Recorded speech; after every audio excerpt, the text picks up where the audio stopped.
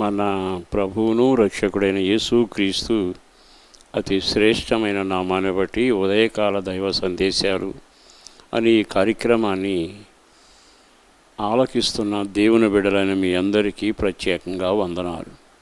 మనం ఈ లోకంలో వయసు వచ్చిన దగ్గర నుండి జీవితాన్ని చాలించే వరకు పనిచేస్తూనే ఉంటాం. మన పని మనకు తృప్తికరంగాను దీవెనకరంగా ఉండాలి. మనం చేసే పని మనకు జీవనానికి ఆధారంగా ఉంటుంది. మనం చేసే పని మనకి కీర్తి తెచ్చిపెడుతుంది, కాకపోతే అపకీర్తిని కూడా మూటగడుతుంది.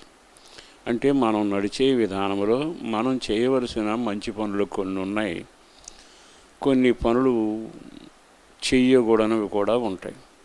ఎప్పుడైతే మనం మంచి పనులు చేయకుండా కాని పనులు చేస్తామో దాని వలన మన జీవితానికి నెమ్మది, క్షేమం ఉండదు, సంతోషం ఉండదు, జయం ఉండదు. బైబిల్లో ఒక మాట, రోమాపత్రిక 12వ అధ్యాయము 19వ వాక్యంలో ఇలాగున రాయబడింది: పగ తీర్చుట నా పని, నేనే ప్రతిఫలమిత్తును అని ప్రభువు చెప్పుచున్నాడు. మనం ఈ మాట దగ్గర ఆగితే మనం చేయాల్సిన పని కొన్నిసార్లు ఆపేసి ప్రభువు చేసే పనులు మనం చేస్తూ ఉంటాం. అది నా పని అంటున్నాడు. ఈ రోజున మన కుటుంబాలకు దీవెన, నెమ్మది, క్షేమం కలగకపోవడానికి మనం నిర్ణయించిన పనులు ఉన్నాయే, అది మనం చేయాలి. కానీ దేవుని పనిలో మనం తలబెడితే అది నా పని అని అంటున్నాడు ఆయన.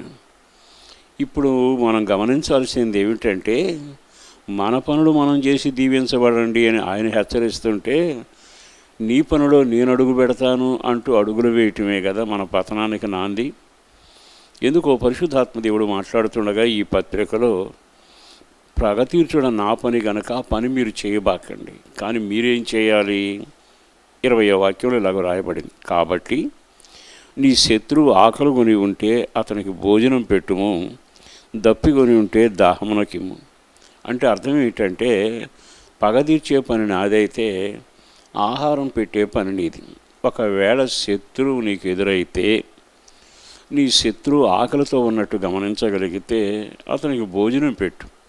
ఆ తదుపరి దప్పికొని ఉంటే అతను చూసి అసహ్యపడక అతని మీద పగ తీర్చుకోవాలనే ఆలోచనకు రాక వానికి నువ్వు దప్పిగా తీర్చాలి.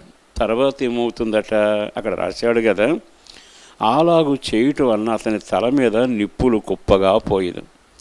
అంటే దాని అర్థం ఏంటంటే, మన వ్యక్తిగత జీవితంలో చేయాల్సిన పనులు చేస్తే నీవు చేసిన మంచి వలన అతని జీవితంలో ఒక మార్పు కలుగుతుంది. తల మీద నిప్పులు పోసినంత పని అవుతుంది.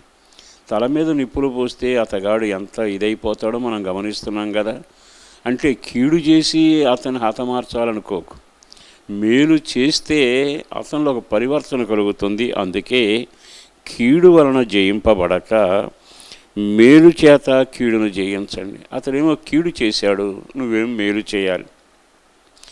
ఆ పగ తీర్చే పని ఆయన చేస్తాడు, తీర్పు తీర్చే పని ఆయన చేస్తాడు. ఎప్పుడైతే ఈ విధంగా అతని తల మీద నిప్పులు పోసినట్లుగా అవసరాలు తీర్చి హక్కున చేర్చుకుని స్నేహితుడా అని పిలవగలిగితే నీకు ఎంత దీవెన కలుగుతుంది. ఇందులో రహస్యం ఏంటంటే, అతను నువ్వు జయిస్తావు. పగతో చేయలేని పని ప్రేమతో చేయగలిగిన వాడు. ప్రతీకారంతో దాడి చేయక ప్రేమతోనే నువ్వు అతను లోపరుచుకుంటే అతడు ఎంత కుమిలిపోతాడో, కాలిపోతాడో, కంగారు పడిపోతాడో, అయ్యో నేను దోషిని పశ్చాత్తాపడతాడు. ఆ పని నీ ద్వారా జరిగితే బాగుంటుందిగా. యేసు ప్రభువుని అమ్మాలనుకున్నవాడు ఇస్కరియోతు యోధ. కానీ అంత చేసిన యేసు ప్రభు చెలికాడా అని పిలిచాడు కదా. అదేగా మన మార్గం, అదేగా మనకు ఆశీర్వాదం, అదేగా మన క్షేమం. అట్టి దీవెనల చేత మీ పని మీరు చేసి దేవుని ద్వారా దీవెనను జయమును పొందండి.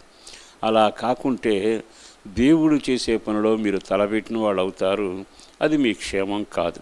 కనుక ఈ శుభవేళ ఇక మీదటి నుండి జయ జీవితం మీరు అనుభవిస్తూ దీవెనల చేత నడపబడినట్లుగా మీ ఆయుధం ప్రేమయుండునుగాక. ఒక చిన్న ప్రార్థన చేస్తాను. పరిశుద్ధులను ప్రేమామడిన ప్రభు, వందనాలయ, అపారమైన నీ ప్రేమ కొరకు ధన్యవాదాలు. మా జీవితాల్లో మా పని మేము చేయక నీవు చేయాల్సిన పనిలో తలదూర్చడమే ప్రమాదకరమని కేవలం శత్రువుకి భోజనం పెట్టి నీరువటం వలన జయించగలమని, నీవు మాట్లాడిన మాటను బట్టి కుటుంబాలు దీవించబడాలి. ఆ పని ఈ ప్రజలు చేయగలిగినట్లుగా కార్యం చేసి క్షేమాన్ని ప్రసాదించండి. యేసు పేరట వేడుచున్నాం తండ్రి. ఆమేన్.